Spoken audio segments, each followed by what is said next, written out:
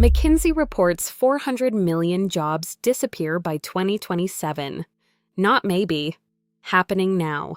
Goldman Sachs data shows 300 million full-time roles at risk globally. That is 1 in 4 workers worldwide. Customer service reps are first.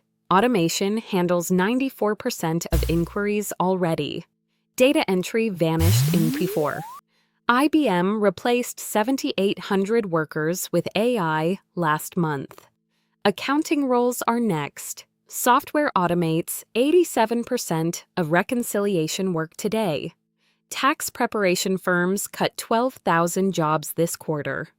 But here is what matters most. Your job sits in one of 4 categories: administrative work, data processing, customer support, basic coding. If you do any of these, you have 36 months maximum.